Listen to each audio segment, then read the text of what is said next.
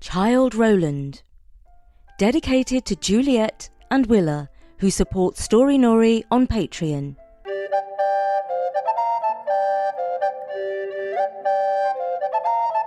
Hello, and welcome to Storynory. This is Jana, and I'm back with another English fairy tale. This story is quite dark and mysterious, and it features a very old English game, which we call football.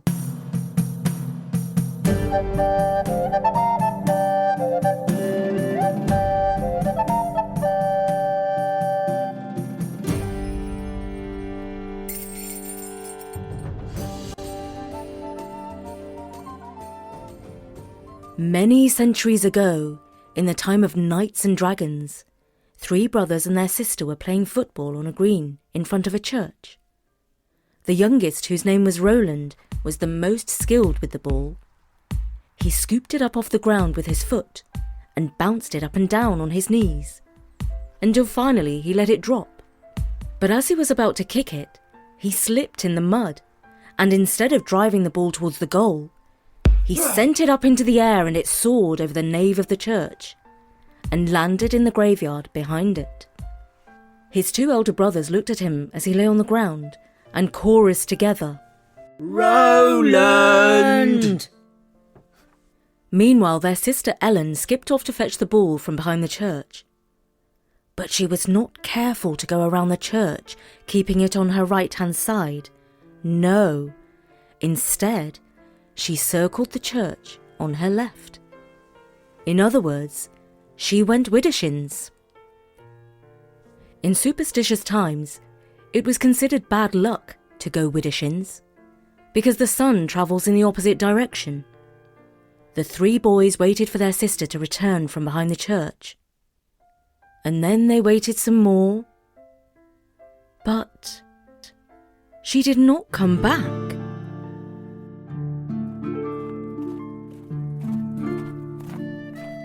They looked at each other and shrugged. Eventually, Rowland went to look for Ellen. He found her footprints leading into the graveyard, but they stopped in mid-track, as if she had vanished into thin air.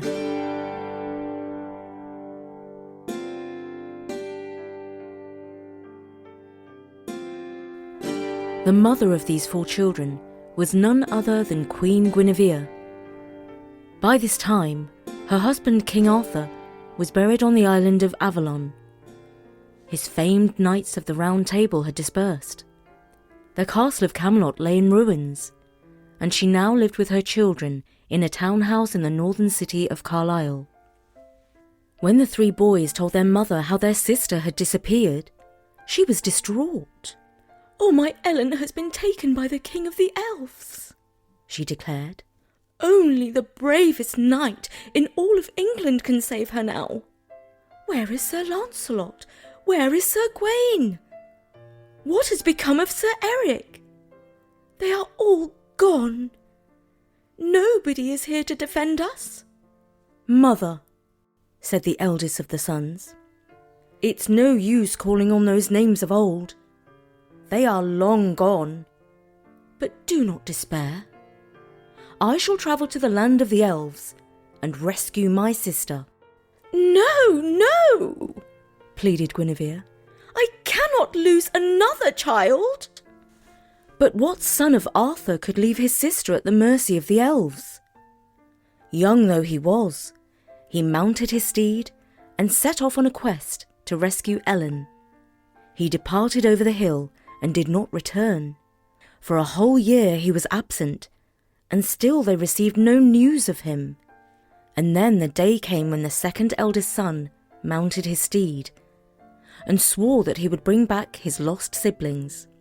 Guinevere cried and begged him not to go, pleading, "I must not lose a 3rd child."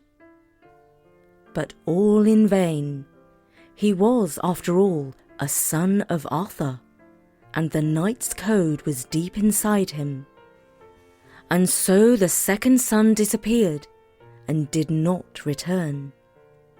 A year passed, and the last and youngest of the family, Rowland, came to his mother and said, "Mother, I see how you grieve every day for my sister and my 2 older brothers. You think that you shall never see them again, but have faith. I tell you, you are mistaken, for I shall rescue them from the land of the elves." "No, no, this cannot be," pleaded Guinevere. "Is it not enough that I have lost a husband and 3 children? You are all I have left. Do not leave me." But Rowland was a true son of King Arthur, and he could not turn his back on a challenge. "Dear mother," he said, "do not worry. I will enlist the help of father's most trusted friend. If I follow his advice, I cannot fail, for he knows more than any other person about magic, fairies and elves." And his mother knew exactly whom he was referring to, none other than the famous wizard, Merlin. After the passing of King Arthur, Merlin retired to live deep in the woods, where he kept a log cabin. In the woods he could find most of what he needed to experiment with medicines and spells. The children of Guinevere and Arthur were among the few people who knew how to find him, because he had been their teacher. The wooded hillside was teeming with magical beings. Rowland knew, because Merlin had taught him, that a rabbit or a deer might contain the soul of an enchanted princess. There were fairies there too, and sometimes they bewitched human beings and kept them prisoner for 100 years. But as Rowland led his horse along the woodland path, he kept his hand on the hilt of his sword, just in case. He found Merlin sitting at the table outside his hut. The old wizard was sorting through some mushrooms, picking out the most magical, and making sure that he had not picked any that were poisonous. When he saw King Arthur's youngest son, he greeted him and went inside to prepare a welcome drink out of herbs and berries. Then they both sat down at the oak table. Rowland told him how his sister had disappeared behind the church, and how his 2 elder brothers had departed to rescue her, but had not returned. "I must succeed where my brothers have failed, or else I shall break my mother's heart.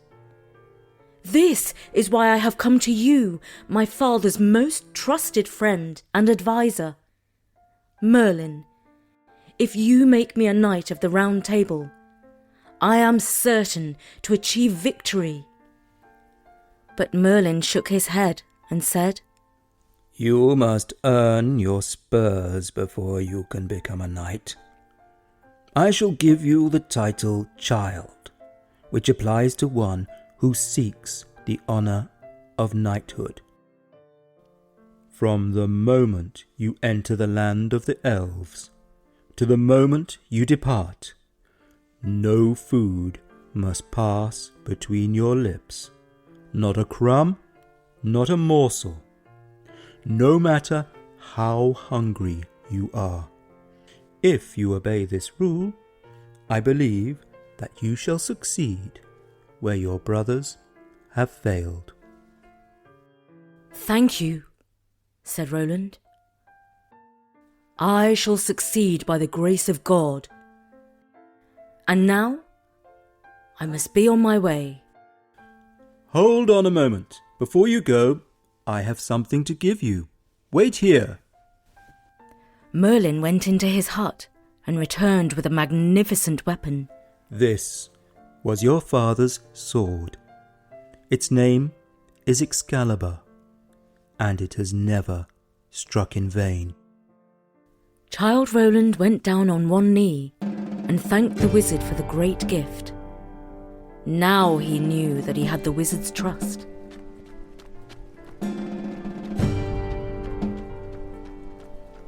He set off in search of the land of the elves. So, do you think Rowland will succeed on his quest? Or will he disappear without a trace like his brothers and sister before him? Listen on and I'll let you know. But first, here's a short and sweet message from our fantastic new sponsor, Storybird.ai. Listen up, kids. I want to tell you about Storybird.ai. Do you want a custom podcast episode just about you and your story? If you're a kid, now you can create custom podcast stories based on anything you want. It's easy with Storybird. Ask your parents to please go to Storybird.ai.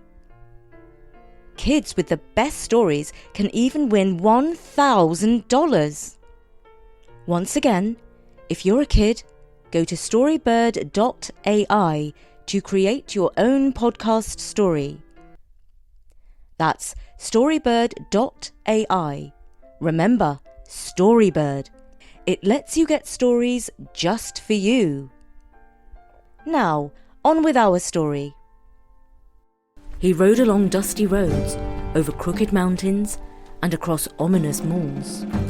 He passed many nights out in the open, cold, wet, and hungry. Eventually, he reached the land of the elves. There he met magical people who were not so different from human beings, only much larger, including those who looked after cows, horses, and pigs. He asked them all for directions to the castle of the king, and they all claimed that they did not know the answer to his questions. He suspected that they were all lying and rode on. Eventually, he met a woman feeding her hens. "Well, young lad," she said, "if you wish to meet our king, you must ride 3 times round the green hill. Be sure to travel with the shins. Each time you go round, you must call out, 'Open up! Open up! Let me in!' And eventually the door of the castle shall open up for you. But beware of the king of the elves. He keeps little human beings captive in his castle, he does." "I can take care of myself," said Childe Rowland, tapping his father's sword Excalibur, that had never struck in vain. "Here, laddie, take some of these eggs, for you look half starved."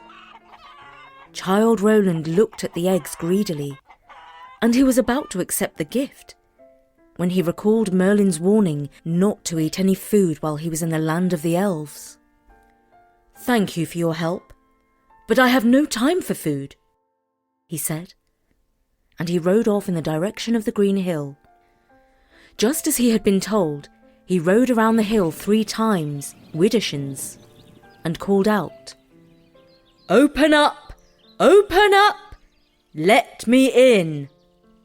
And eventually, just as the woman had said, a door opened up. He tethered his horse to a tree trunk that was hollowed out, with a hole in it that gaped like a dead mouth. Then he passed through the door into the hillside. At first, he found himself in an arched tunnel with an eerie light that did not come from either windows or candles. He walked along the tunnel until he came to some double doors, which he pushed open. Now he was in a magnificent palace. The ceiling was as high as a cathedral's and was supported by huge Gothic columns.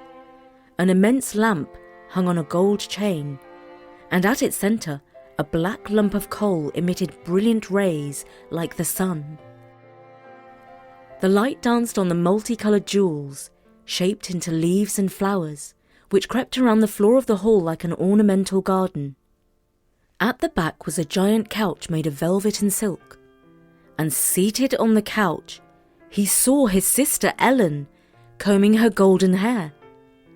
She was not at all surprised or excited to see her brother, because the king of the elves had put her under a spell that made her slow and docile. He went up to greet her, and she said coolly, "Your brothers came before you. Now they're prisoners in the Dark Tower, and are nearly dead. You should not have come here, The same fate shall befall you now. And our mother will have lost all her children. I have promised her that I shall rescue you all, said Rowland, tapping his father's sword Excalibur, that never struck in vain. May God help you, you poor, helpless fool, said his sister. She put down the comb and slowly arose from the couch, before fetching a golden bowl of milk and bread for her brother. Thank you, sister, he said. I have never felt hunger such as this. She looked at him with eyes full of pity, but couldn't warn her brother not to eat the food, because of the spell that she was under. He was about to take it when he recalled Merlin's warning, and he said, "But I cannot eat until I have rescued you." Then a giant voice boomed from the tunnel. Fee! Fi! Foo! Fum! I smell the blood of a British man. Childe Rowland to the Dark Tower came. The voice was followed by the giant king of the elves, who smashed through the double doors.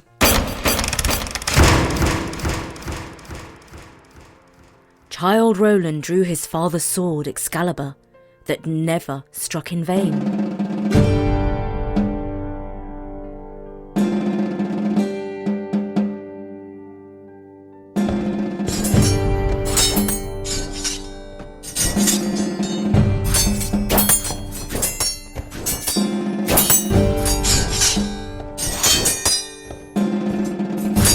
The Elf King was large and strong, but Rowland was quick and nimble, and eventually he beat the king into submission.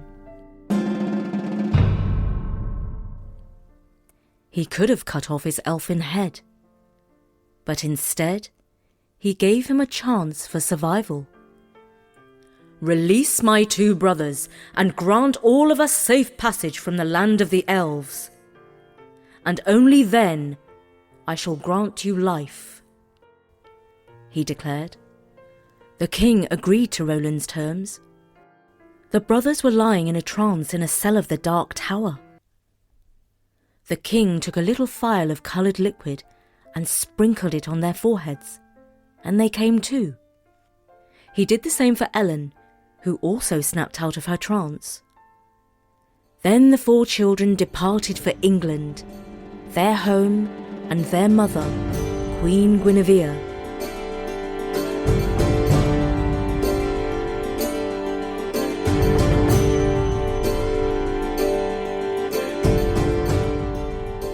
And that was the traditional English story of Childe Rowland. And here's a little news for you. We are quite intrigued about the children of King Arthur having some adventures of their own. So we decided to create some new stories about them. So drop by soon, as we'll be back with some of those adventures. And in the meantime, I'd like to thank Juliet, aged 8, and Willa, aged 11, for supporting Storynory on Patreon. Their mother, Carolyn, writes, "We just discovered Storynory. My daughters, Juliet 8 and Willa 11, absolutely love everything they've heard so far. Juliet now falls asleep to a Katie story every night." Well, thank you, Juliet and Willa, for listening to us. And parents, if your family supports us on Patreon, please remember to drop us a quick email with your request to bertie@storynory.com. And from me, Jana, bye for now.